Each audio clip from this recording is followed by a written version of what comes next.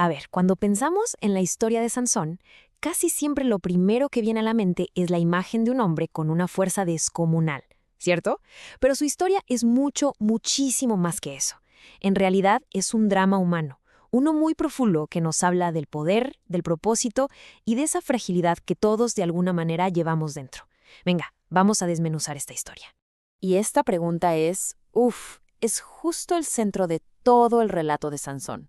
Es la pregunta que nos va a guiar, porque si lo piensan, nos obliga a mirar nuestros propios dones, nuestros talentos, y a cuestionarnos si de verdad nos hacen más fuertes, o si de alguna forma son justo lo que nos hace más vulnerables. Bueno, para entender bien a Sansón, primero hay que viajar en el tiempo. Imaginen el antiguo Israel, un pueblo que vivía oprimido por los filisteos. Y es justo en ese contexto, en medio de esa necesidad, que sucede un milagro: el nacimiento de Sansón. Un ángel se lo anuncia a sus padres, Manoa y su esposa, que no podían tener hijos. Así que, desde antes de nacer, su vida ya venía marcada con un propósito divino. Es que Sansón no era un soldado cualquiera. Fue llamado a ser nazareo desde el vientre de su madre. Y esto no era un simple título, Era un pacto sagrado de por vida con Dios. Toda su existencia estaba, por así decirlo, apartada para un llamado mucho más grande. Y este pacto, claro, tenía reglas muy específicas que eran la señal de su consagración. Eran 3 cosas fundamentales: nunca, pero nunca cortarse el cabello, no tocar ningún cadáver y nada de vino ni bebidas fuertes. No eran reglas al azar, para nada. Eran el símbolo visible de su voto y, como vamos a ver, la mismísima fuente de su poder. Y aquí es donde la historia se pone interesante, donde se vuelve profundamente humana. Porque la vida de Sansón fue una lucha constante, una batalla interna entre esa fuerza increíble que le daba su llamado sagrado y, por otro lado, la debilidad que nacía de sus propios deseos, de sus pasiones. Vean nada más este contraste, es impresionante. Por un lado, tenemos hazañas que suenan a leyenda: desgarrar un león con las manos, derrotar a 1000 hombres con una quijada de burro o cargar con las puertas de una ciudad entera.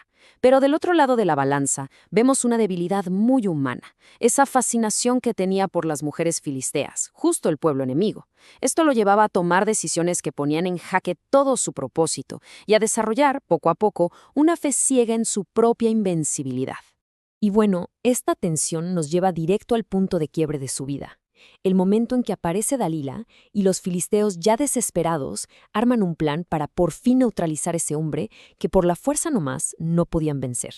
La desesperación de sus enemigos era total, así que recurrieron a la traición. Le ofrecieron a Dalila una cantidad de dinero exorbitante para que usara su cercanía, su intimidad con él, para sacarle ese secreto que Sansón guardaba con tanto recelo.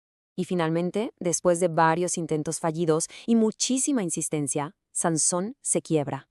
Cansado, agotado por la presión de Dalila, le confiesa el secreto de su voto.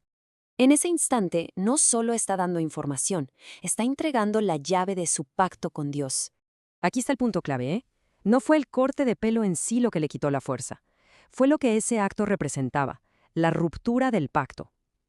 Al violar la condición principal de su voto nazareo, la presencia divina que le daba ese poder sobrenatural, por primera vez en su vida se fue. Lo abandonó. Y las consecuencias, bueno, fueron inmediatas y terribles. El hombre que parecía invencible, de un momento a otro, fue reducido a la nada. Lo capturaron, le sacaron los ojos y lo pusieron a trabajar como un esclavo. Este es, sin duda, el punto más bajo en la vida de Sansón, el resultado de confiar más en sí mismo que en la verdadera fuente de su poder. Pero la historia no termina aquí en la derrota. En la oscuridad de su ceguera, en la humillación de ser un esclavo, algo empezó a cambiar. Su cabello, que era el símbolo de su pacto, comenzó a crecer otra vez. Y esto era un reflejo de algo que pasaba por dentro. Su corazón, poco a poco, estaba volviendo a buscar a Dios. La escena final es tremenda. Ocurre en el templo de Dagón, el dios de los filisteos. Se lo llevan ahí no como el guerrero que fue, sino como un trofeo roto, para que las multitudes se burlaran de él mientras celebraban su captura. Es el clímax de su humillación. Y es en ese momento, en medio de la burla, que Sansón hace una última oración. Pero esta oración es muy distinta a las de antes. Ya no hay rastro de arrogancia. Es una súplica, una de dependencia total. Es un reconocimiento de que cualquier fuerza que pudiera tener venía y solo podía venir de Dios. Un acto de rendición completa. Con sus manos en las 2 columnas que sostenían todo el templo, Empuja con esa fuerza que le es devuelta en su último momento. El resultado, el templo se viene abajo, aplastando a más de 3.000 de sus enemigos. En su muerte, Sansón cumple su propósito de una forma mucho más grande y definitiva que en toda su vida. Entonces, ¿qué nos deja toda esta historia tan intensa? La vida de Sansón es, en muchos sentidos, un espejo de la condición humana. Nos muestra una verdad importantísima sobre de dónde viene el verdadero poder. Y esto nos da la lección central. La verdadera falla de Sansón, su talón de Aquiles, no fue Dalila, ni siquiera sus propios deseos, fue su autosuficiencia. El creer que ese don que se le había dado era suyo, un derecho adquirido. Se le olvidó que la fuerza no era de él, sino un regalo sagrado que dependía de su obediencia. El viaje de Sansón, desde su caída hasta su redención final, nos deja como un mapa. La verdadera fortaleza empieza cuando reconocemos que confiar solo en nuestras propias capacidades es una trampa. Exige que asumamos las consecuencias de nuestros actos, que dejemos de querer tener el control para empezar a vivir en dependencia. Y finalmente, entregar a un propósito más grande no solo nuestras fallas, sino también nuestros mejores talentos. Al final, la gran lección de Sansón es esta. La fuerza que se basa en el ego es frágil, es temporal. El poder que dura, el que de verdad transforma las cosas, no se encuentra en lo que una persona puede lograr por sí misma, sino en lo que un poder superior puede hacer a través de un corazón que se ha rendido por completo. Y con esto nos deja la historia de Sansón, con esta pregunta, que es una invitación a la reflexión personal.